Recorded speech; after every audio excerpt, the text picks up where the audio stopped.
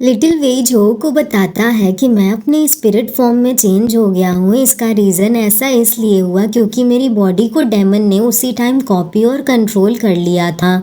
मैंने पहले तुम्हें बताया था कि डेमन्स अपने शिकार को टॉर्चर करने के लिए उन्हें डराना पसंद करते हैं। जब मैंने अपने पहले डर को खत्म कर दिया तो मैं अपने दूसरे डर को खत्म करने की तैयारी में लग गया था, लेकिन तुमने अपने मन में मुझे एक बेरहम डेमन बना दिया। इसीलिए डेमन ने मुझे फियर मैनिफेस्ट करने के मटेरियल की तरह यूज किया। वेई झो को बताता है कि मैंने जिसे खत्म किया वो सब भी डेमन्स ही थे, पर शायद मैं एक को ही खत्म कर पाया। ये सब ग्रुप में एक साथ रहना पसंद करते हैं। उस डेमन के द्वारा कंट्रोल की जा रही मेरी बॉडी से मैं बस अपनी सोल को ही निकाल सकता था। यही सेफ था, तो मैंने वही किया। इसीलिए मैं तुम्हें इस तरह दिख रहा हूँ। फिर मैंने बड़ी मुश्किल से अपने पैरों के नीचे फुल मून डिप्लॉय किया ताकि तुम्हें प्रोटेक्ट कर सकूं। वेई झो को बताता है कि डेमन्स ने उसकी ढेर सारी कॉपीज बनाई हैं, इसीलिए दूसरी साइड पे जो डेमन्स दिख रहे हैं उसके चेहरे वाले वो झो को छूने और उसे एक नए डर में घसीटने की बेताब कोशिश कर रहे हैं। और झो को नई ड्रीम में फिजिकली और मेंटली बार बार टॉर्चर किया जाएगा जब तक कि झो की सोल डिस्ट्रॉय ना हो जाए, और फिर शायद वेई को उसकी बॉडी कभी वापस ना मिले। और क्योंकि अब वेई के पास उसके मैजिक पावर्स की कमी है तो वो खुद को अपनी परफेक्ट सोल में मैनिफेस्ट नहीं कर सकता। वो बस इस इंफीरियर फॉर्म में ही रह सकता है। पूरी बात जानने के बाद जो वेई से पूछता है, तो अब तुम्हारी मैजिक एकदम कम हो गई है और तुम्हारी बॉडी पे सरफेस पे रहने वाले लोगों की तरह एक लो लेवल के डेमन भी बड़ी आसानी से कब्जा कर सकता है। उसका रीजन वो है जो तुमने 7 साल पहले कहा था गायब होने से पहले, कि तुमने अपनी मैजिक पावर्स मेरी बॉडी में डाल दी हैं, इसीलिए तुम इतने कमजोर हो गए हो। जो की बात सुन के लिटिल वेई राहत की सांस लेता है कि चलो तुम्हें फाइनली समझ तो आई ये बात। वेई जो का सिर पैट करते हुए उसे इस चीज के लिए अप्रिशिएट करता है और कहता है कि क्योंकि मेरी मैजिक पावर्स तुम्हारे अंदर हैं, इसीलिए आउटर गॉड तुम्हें भी टारगेट कर रहा है। क्योंकि हमने आउटर गॉड के अवतार को सील किया था तो वो सारे तांत्रिक और उनसे जुड़े सभी लोगों को खत्म करना चाहता है। जो सीरियस टोन में वेई से पूछता है, तुमने वो चीज मुझे क्यों दी? तुमने कहा था कि मैंने तुम्हें बचाया उसका रिवॉर्ड दे रहे हो, लेकिन ना तो तुम्हारी मैजिक का मुझे कोई फायदा हुआ और ऊपर से इसकी वजह से मैं ऐसी सिचुएशन में भी फंस गया। ये तो वही बात हो गई कि जिन हाथों ने तुम्हें खाना खिलाया तुम उन्हें ही काट रहे हो। वेई बताता है कि तुम चाहे जो भी सोचो, पर मैं अभी भी ये रिग्रेट नहीं करता कि मैंने तुम्हें अपनी मैजिक पावर दी। उस वक्त यही सबसे बड़ी चीज मेरे पास थी जो मैं तुम्हें दे सकता था। मेरे पास सबसे कीमती चीज वही थी और मुझे लगा वो तुम्हें खुशी देगी। क्या तुम समझ रहे हो? जिस इंसान को तुम लाइक करते हो उसे अपना कुछ कीमती देने का एहसास तो बहुत कैप्टिवेटिंग होता है। वेई के मुंह से अपने लिए उसकी इतनी प्यारी फीलिंग्स जान के तो झो ब्लश करने लगता है। चलो झो, अब मान भी जाओ कि तुम भी वेई को पसंद करने लगे हो। जो वेई को खुद से दूर करते हुए उसे उल्टा पुल्टा बोलने लगता है ताकि वेई को उसकी ट्रू फीलिंग्स ना नजर आए।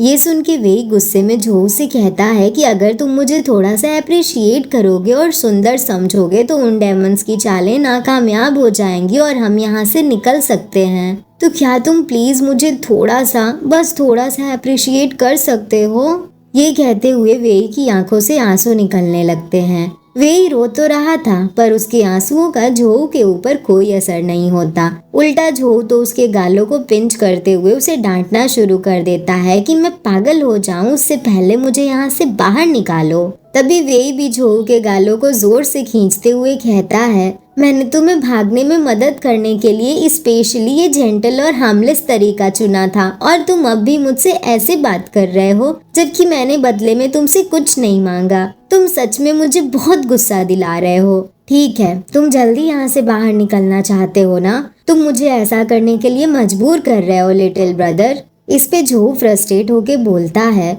आखिर कौन किसको मजबूर कर रहा है? तुम मुझे कर रहे हो। मैं पार्ट टाइम जॉब के लिए लेट हो जाऊंगा, मुझे यहाँ से बाहर निकालो। जो अभी ये बोल रहा होता है कि तभी लिटिल वेई उसके पास जाके उसके गाल पे एक सॉफ्ट सा किस दे देता है। जो तो ब्लश ही करने लगता है, पर अगले ही पल वो लिटिल वेई को ऊपर टांग के खुद से दूर हटाता है और डांटना शुरू कर देता है। वो लिटिल वेई को अभी डांट ही रहा होता है कि तभी उसे बहुत उजाला नजर आता है। जो देखता है कि उसकी बॉडी डूब रही है, वो अंदर श्रिंक कर रहा था। वो चिल्लाते हुए लिटिल वेई से पूछता है कि तुम ये क्या कर रहे हो। इस पे लिटिल वेई रूठते हुए कहता है, तुम जब से हम फिर से मिले हैं तब से तुम मुझे तुम ही बोल रहे हो। तुमने एक बार भी मेरा नाम ठीक से नहीं पुकारा है झोऊ चाओ हाई। झोऊ अब तक पूरी तरह से डूब चुका था, पर जाते जाते भी वो लिटिल वेई को अपनी मिडिल वाली उंगली दिखाते हुए जाता है। झोऊ पानी के अंदर डूब रहा था। उसे बिल्कुल कल रात के सपने जैसा ही फील हो रहा था। वो अभी भी वेई को ही कोस रहा था कि ये सब उस ऑक्टोपस की वजह से ही हुआ है। झोऊ पानी की गहराई में गिरते जा रहा था कि तभी कोई उसका हाथ थाम लेता है। झोऊ आंखें खोल के देखता है तो वहाँ एक सुंदर सा ऑक्टोपस था, जो और कोई नहीं बल्कि वेई ही था। वो झोऊ से कहता है, छोटे भाई, तुम ऐसे सरप्राइज लुक में भी मुझे बहुत अट्रैक्टिव लग रहे हो, बिल्कुल एक डॉल की तरह। ये तुम ही हो जिसने मुझे ऐसा करने पे मजबूर किया। क्या तुम तैयार हो? अब मैं अपनी मैजिक पावर फिर से जगाने जा रहा हूँ। इतना बोलते हुए वेई झोऊ को अपने टेंटिकल्स से जकड़ते हुए उसके करीब जाके उसकी गर्दन से ब्लड चूसने लगता है। झोऊ को सब कुछ कल रात के सपने जैसा ही फील हो रहा था। वो अपनी बॉडी मूव नहीं कर पा रहा था। उसे बहुत गर्म फील हो रहा था। उसके एहसास जाग रहे थे। झोऊ खुद से कहता है कि जैसे उस ऑक्टोपस मॉन्स्टर यानी कि वेई ने कहा था कि कल रात वो सपना नहीं था और अभी इस बार ये मेरा खून चूस रहा है। झोऊ सीरियस टोन में वेई से पूछता है, वेई युएलान, तुम फिर से क्या करने की कोशिश कर रहे हो? मुझे खाने की? वेई को तो बहुत खुशी होती है कि झोऊ ने उसे एक बार में ही पहचान लिया। वो राहत की सांस लेते हुए खुश होकर झोऊ से कहता है, इससे पहले कि मेरी सोल कोलैप्स करे, मुझे फाइनली एक वार्म सी बाइट मिल गई। झोऊ को लगता है कि वेई उसे खाने की बात कर रहा है, जिसपे वेई उसे बताता है, नहीं, ये एक मिसअंडरस्टैंडिंग है। मैं तो बस अपने मैजिक को फील कर रहा था। मैं तुम्हें लाइक करता हूँ तो मैं तुम्हें कैसे खा सकता हूँ? अगर मैं तुम्हें खा लूंगा तो मेरा दिल टूट जाएगा। इस पे झोऊ गुस्साते हुए कहता है कि क्या बकवास है ये, तुम्हारे जैसा मॉन्स्टर मुझे लाइक क्यों करता है? ये तो बहुत अनोइंग और डिस्गस्टिंग है। इस पे वेई बोलता है, एज एक्सपेक्टेड, तुम्हारा रिएक्शन यही होना चाहिए। तो मेरी पिछली चाल सक्सेसफुल रही। झोऊ तो बहुत कंफ्यूज था।